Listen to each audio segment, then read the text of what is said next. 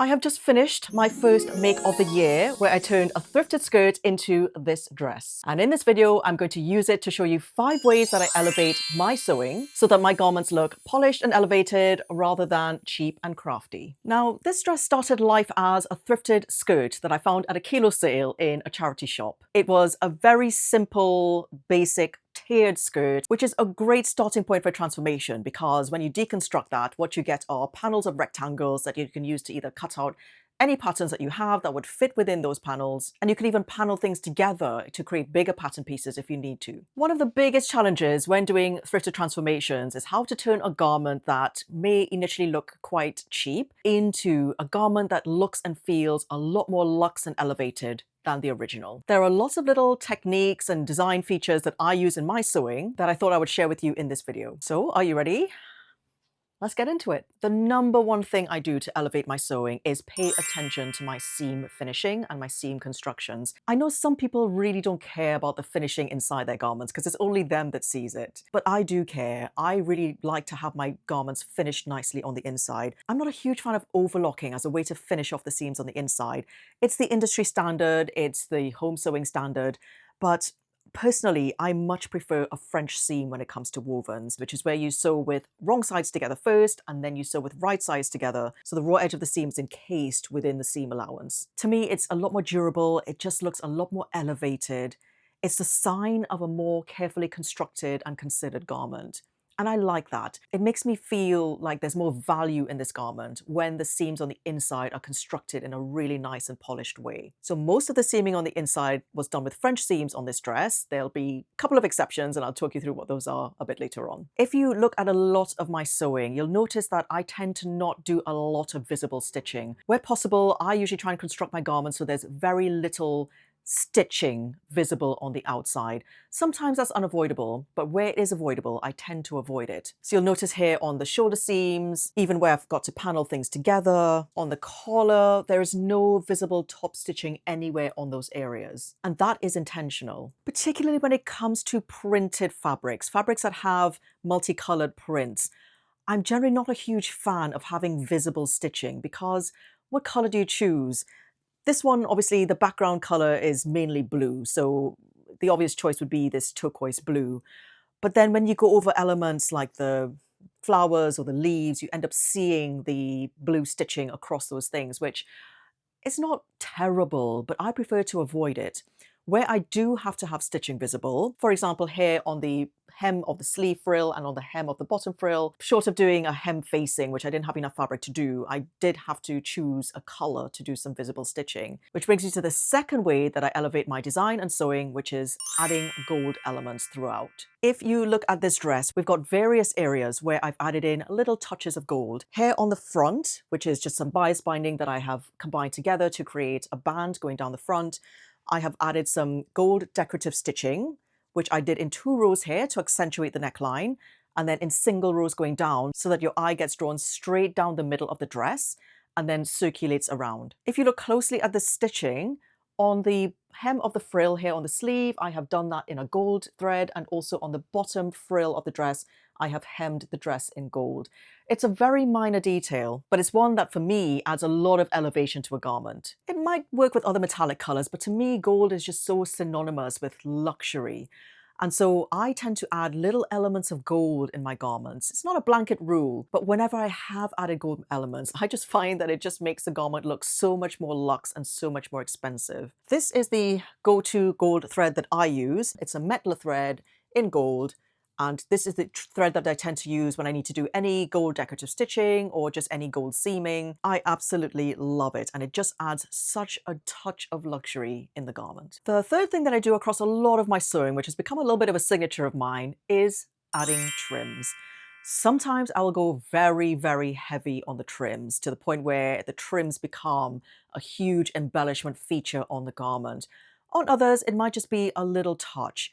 On this particular dress, it was just using some jumbo rickrack that I used to edge around the bottom of the collar, and I also used it to edge between the sleeve and the sleeve frill and the dress and the bottom frill. Now, it's a fine balance when adding trims. I don't believe in just whacking them on without consideration. On this particular garment, my inspiration picture, it was a white dress that had a very graphic black collar and black button stand. And I really like that detail. I've actually used black graphic binding across other garments that I've made before. And it works particularly well on prints because it just cuts through the print and it actually anchors your eye. And I just love using that as a little detail on the garments as well. I thought that would work really well on this particular garment design with this particular print. Now, there's obviously various trims I could have used here, but I wanted to keep the color of the trims to black so that there was a bit of harmony around the trims going around. The print is already busy enough, so I didn't want to go in adding any more color or too much texture. I just wanted something that was punchy and solid that would cut through the print without creating any more distraction. I could have used this straight black binding to edge the collar and the sleeves and everything, and I have done that before on other garments. But with this particular garment, because the print was a bit floral, a little bit boho, I wanted to keep the feeling of the trims a little bit more whimsical, which is why I went for the rickrack around these areas here. Even just that little element of the wiggle gives it a slightly more playful and whimsical element than if it was just a severe set of black graphic lines. That works on other garments. For example, I made a dress out of an Uzbeki ikat fabric, where I did use the binding as bold graphic lines, and I think that worked better on that particular garment. But on this, I really wanted to have it a little bit more playful and light, and this rickrack was just the perfect trim to do that. The other side benefit of adding trims onto garments is it gives you other options in terms of seam construction. Remember earlier when I mentioned that there was some overlocking on this garment? I'll show you where it is. It was not on the inside. The way I attached the sleeve ruffles to the sleeve and the bottom ruffle to the bottom of the dress was I sewed the fabric with wrong sides together. I overlocked them together so that the overlocking was facing on the right side of the fabric, and then I covered that with the rickrack. I have done this across many, many garments before, particularly woven garments, where I know I'm adding a trim on top of a seam. Instead of sewing the fabric right sides together and having the seam allowance on the wrong side of the garment, I will often sew with wrong sides together and have the seam allowances on the right side of the garment because I know that that's going to be covered up by the trim. So you get a nice finish on the inside, because on the inside there's no seam allowance, there's just a gorgeous seam that's pressed flat, and all those raw edges are hidden under the trim. And this is just another element of consideration that I give to every single seam that I do on a garment. I think about, does it want a trim? And if so, how is the trim going to be inserted? Does that give me an opportunity to create an even nicer finish on the inside of the garment? Or is there an opportunity to insert a trim inside the seam? So for example, would it look nice with a bit of gold piping or a little bit of binding poking out? Every single seam gives an opportunity for further embellishment, for further elevation, and it's always worth exploring that. The fourth way that I elevate my sewing is playing with directionality, or finding ways to make the garment feel less homogeneous. Sometimes I'll do that by introducing contrast panels. So across a lot of my sewing, you'll notice that if I need to do a collar or sleeve cuffs or something, I will often look for an opportunity to add a contrast fabric so that I do a bit of pattern mixing and keep the garment feeling a little bit less predictable than just using one fabric throughout. But if in like the case of this garment, where I'm using one fabric for the whole thing, I will look for ways that I can play with the directionality. So for example, if you look at the body of this dress, you can see that the zigzag stripes are going in a vertical orientation, whereas the panel that the ruffles were cut from, the zigzags are going in a horizontal orientation. Now, my hand was forced a little bit, I'll admit, with that, because when I had deconstructed the skirt, I had to lay the front and back pieces on the side in order to get enough length on it.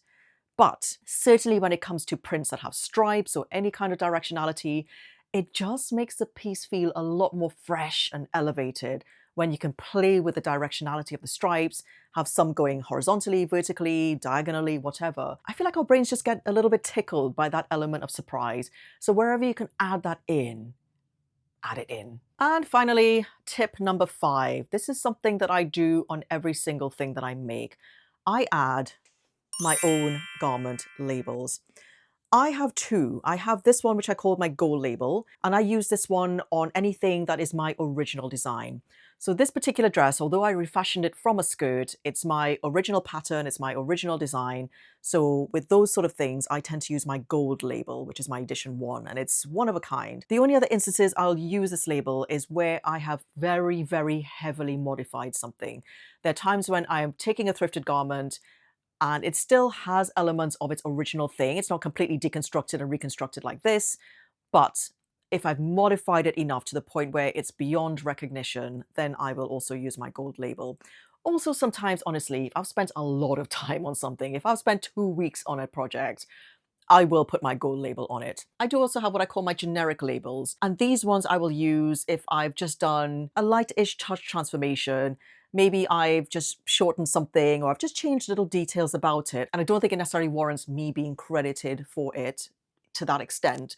Then I will just put my generic label on it. Labels like these are not very expensive to produce. You can just design it yourself in Canva, or in my case, Adobe Illustrator. There are various suppliers in every country that will produce these for you. And I think they just add such a nice touch, particularly to garments that you're designing and making yourself. So you don't have to go through the cost and time of getting your own design done.